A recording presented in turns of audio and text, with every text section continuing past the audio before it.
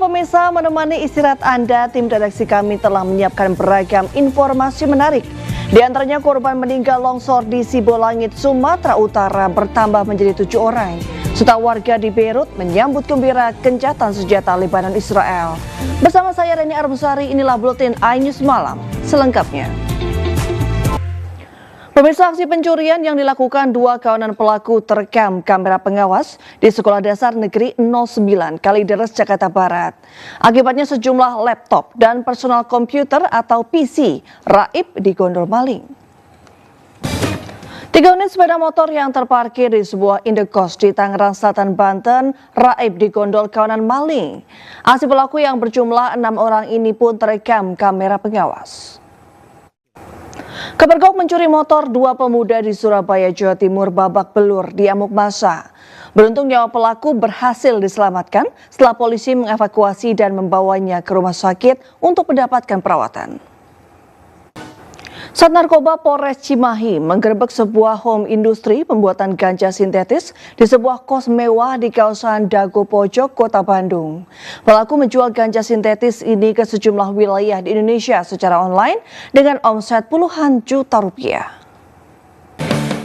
Pemirsa, seorang kakek di Maros, Sulawesi Selatan tega melecehkan seorang bocah dengan modus dibelikan jepit rambut. Sementara di Bandung, Jawa Barat, seorang pria pengendara motor melecehkan bocah SD dengan modus mengajak bicara.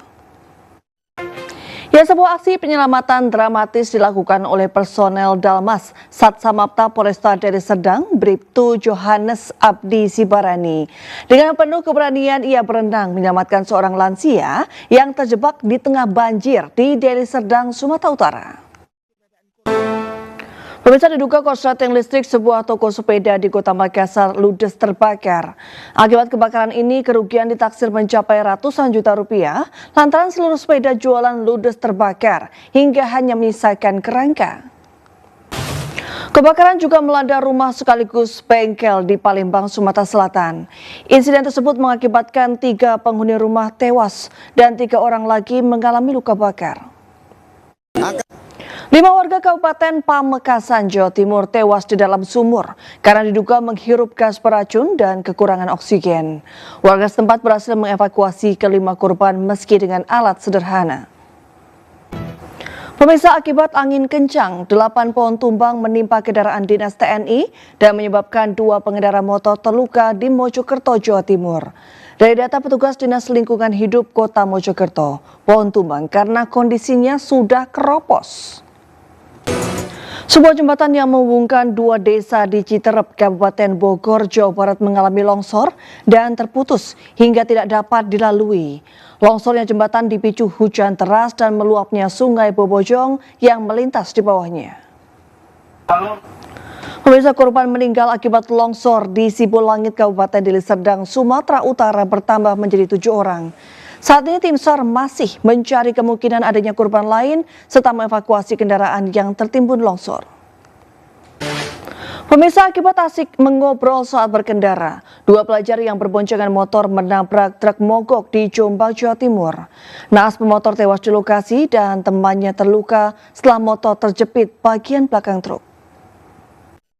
Warga Bantul, Yogyakarta dikejutkan dengan adanya penemuan mayat pria yang tersangkut di pintu air bendungan Sungai Winongo. Karena kondisi mayat yang masih mengenakan helm dan ditemukan sepeda motor di sungai, diduga mayat tersebut adalah korban kecelakaan. Dari mancanegara, pemirsa, Hizbullah dan Israel akhirnya sepakat melakukan gencatan senjata yang berlaku sejak Rabu pagi waktu setempat. Ribuan warga di bagian selatan Lebanon yang sebelumnya mengungsi berbondong-bondong pulang kampung menyambut gembira gencatan senjata. Israel menyatakan melawan terhadap perintah penangkapan terhadap Perdana Menteri Benjamin Netanyahu oleh Pengadilan Kriminal Internasional. Sebelumnya ICC menerbitkan surat perintah penangkapan terhadap 3 orang dari pihak Israel dan Hamas terkait serangan 7 Oktober 2023.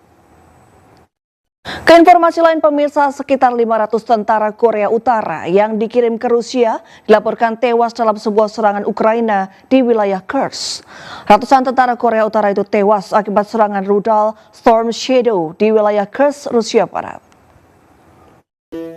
Aksi unjuk rasa menolak hasil pemilu di kota Maputo, Mozambik masih terus berlangsung. Demonstran yang dipimpin pemimpin oposisi Venancio Mondlane menuduh aparat militer dan kepolisian bertindak berlebihan setelah kelompok hak asasi manusia melaporkan banyak korban jiwa yang jatuh. Pemirsa, satu kotak suara pemilihan wali kota dan wakil wali kota pada tempat pemungutan suara di kota Sungai Penuh Jambi dibakar oleh orang tak dikenal. Pelaku pembakaran diduga merupakan tim ses salah satu calon wali kota dan wakil wali kota yang tidak puas dengan hasil pencoblosan.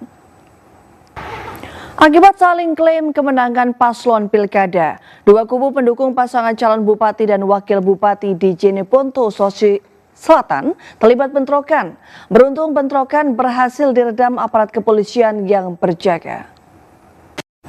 Pemirsa, Partai Perindo resmi menetapkan jajaran pengurus baru periode 2024-2029 di bawah kepemimpinan Ketua Umum Angela Tanu Sudibyo. Dalam rangka transformasi, terdapat 3 pengurus lama yang ditunjuk untuk menduduki jabatan baru. Hal ini juga sebagai bentuk komitmen untuk mewujudkan cita-cita Partai Perindo mensejahterakan Indonesia. Ya pemirsa, informasi tadi sekaligus mengakhiri perjumpaan kita malam hari ini.